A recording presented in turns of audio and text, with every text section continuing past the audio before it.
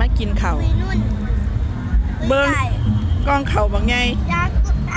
ริมสระพระธาตุนาดูนได้สวนยอมนางกินข้าวว่าดี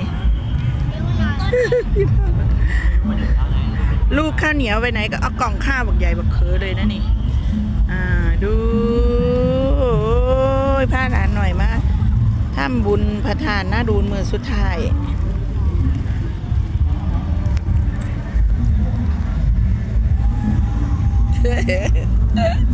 โฟกี้ไหนดูมานั่งเหมือนอะไรนั่น